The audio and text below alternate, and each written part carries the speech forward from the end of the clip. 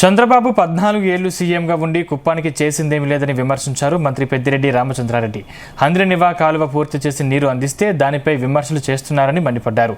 తమపై చేస్తున్న వ్యక్తిగత విమర్శలు ప్రజలు గమనిస్తున్నారని, ప్రజలే ఓట్ల రూపంలో తగిన బుద్ధి చెబుతారన్నారు.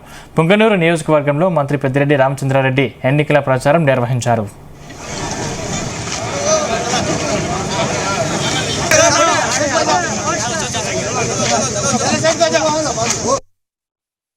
మరి కుప్పంలోనే చంద్రబాబు ఓటమి తథ్యము.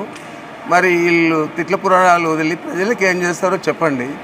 లేదా మీ ఇష్టం వచ్చినట్లు ఈ విధంగానే మాట్లాడుతూ ఉంటే మాకేం ఇబ్బంది లేదు. ప్రజలు దీనంతా కూడా గమనిస్తూ ఉన్నారు. దీనివల్ల ఇంకా ఎక్కువగా వైఎస్ఆర్ కాంగ్రెస్ పార్టీకి మేలు జరుగుతుంది తప్ప కీడు జరిగే ప్రసక్తే లేదు.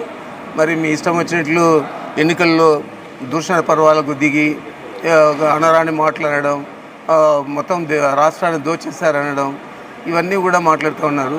చంద్రబాబు నాయుడు 14 సంవత్సరాలు ఏం చేశాడు, ఈ రాయలసీమకి ఏం చేశాడు, మరీ ముఖ్యంగా 7 సార్లు గెలిపించిన కుప్పం వాసులకి ఏం చేశాడు. ఈరోజు మేము పూర్తి చేసాము హంద్రినివా కాలువ, మేము పూర్తి చేసి నీళ్ళు వదిలితే ఇదంతా బూటకం అని చెప్పి మాట్లాడతాడు.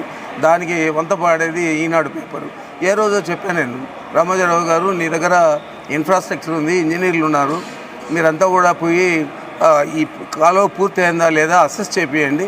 అసెస్ చేయించిన తర్వాత ఏదైనా మాట్లాడండి. కానీ ఊరికనే ఏదో ఒకటి తీసుకొని మీరు బూటకము నాటకము అని చెప్పి మాట్లాడడం అనేది చాలా అబ్జెక్షనబుల్. మరి ఈ విధంగా మీరు మాట్లాడుతూ ఉంటే ప్రజలందరూ కూడా ఏమనుకుంటూ ఉన్నారు, కుప్పం ప్రజలు మరీ ముఖ్యంగా పూర్తి అయిందా లేదా అని వాళ్ళందరికీ కూడా తెలుసు. అది పూర్తి అయిందా లేదా అనేది ఒక ఇంజనీరింగ్ టీంని పెట్టి అసెస్ చేసి చెప్పాలి. చంద్రబాబు నాయుడు మంచి వ్యక్తి అయితే ఆ అక్కస్ అంతా కూడా మా మీద చూపించి మీరు ఇష్టం వచ్చినట్లు మాట్లాడడం ఈ ప్రజలంతా కూడా గమనిస్తూ ఉన్నారు. తప్పకుండా 4వ తేదీ తర్వాత, జూన్ 4వ తేదీ తర్వాత ఏదైతే రిజల్ట్ వస్తుందో అదే ప్రజలు మీకు